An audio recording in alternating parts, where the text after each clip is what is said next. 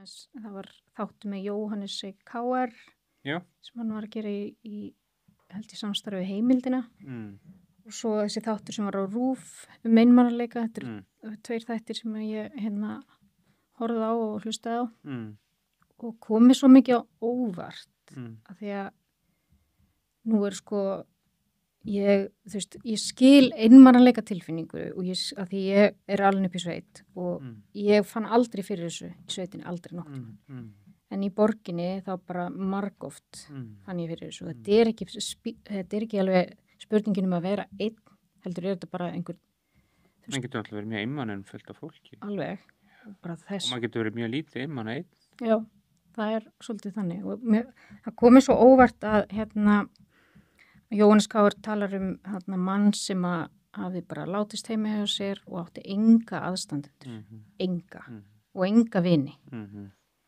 Og það talað að þetta sé miklu algengara heldur en fólk gerir sig grein fyrir.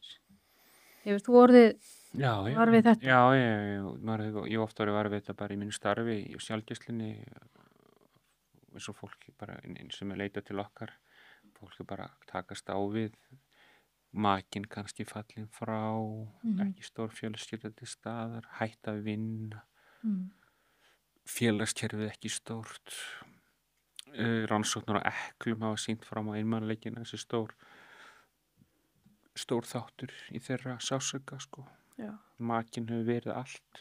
Ég myndi að tala að karlmenn séu kannski hafi verið óflinkar að þróa upp með sér tengslanett. Heilsu missir, þú missir getuna til að taka þátt í því félagsstarfi sem þú annur við að taka þátt í. Já, og svo bara fólk með erfiða lífsreynslur á baki þess að maður getur ekki deilt með öðrum, þá verður maður einmana.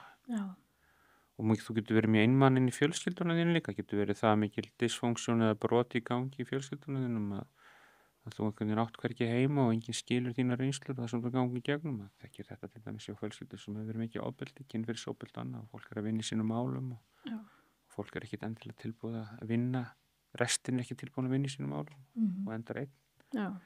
Nú að þú verður fyrir lífsreynslu sem ekki til dæmis mjög viðurkenndar í samfélaginu og eða margir eiga þá ætti það heilmikið einn. Þannig að það bara, einmanleiki bara rosalega verðugt og gott viðfangsefni.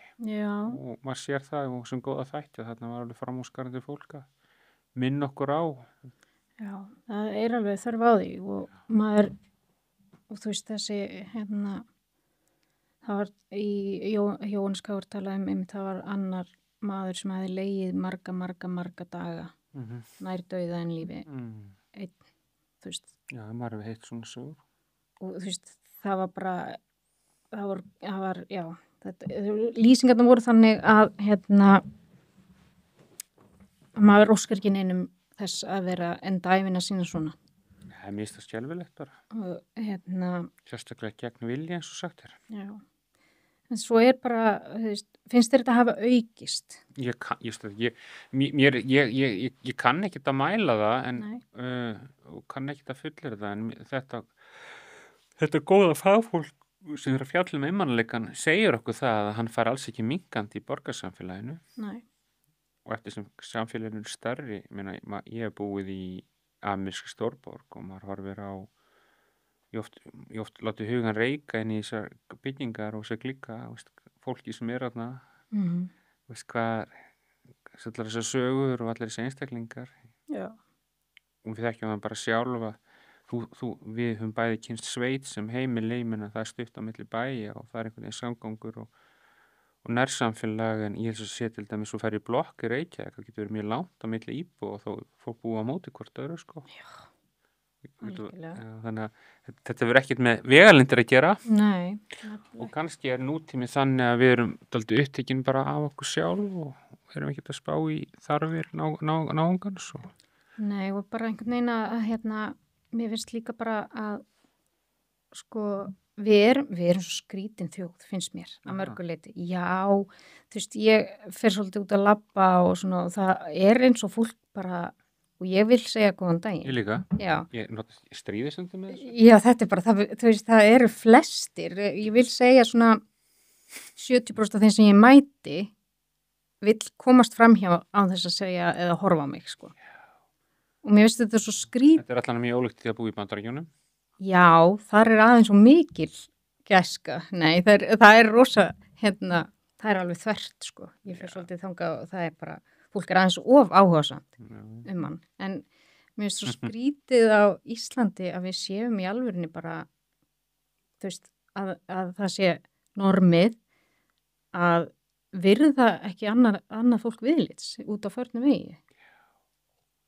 Já, ég veit ekki, sko, ég hef bara ekki reynsla að þessu, sko, í Evrópulöndunum almennilega, en það alveg, já, það Þetta rosa skrítið. Mér langar að nota þetta tækifæri til þess að hvetja fólk sem út að labba að segja góðan daginn við næsta mann, af því að, Ég ætla þá að hvetja fólk til að stríða með þessu og bara bjóða fólki góðan daginn.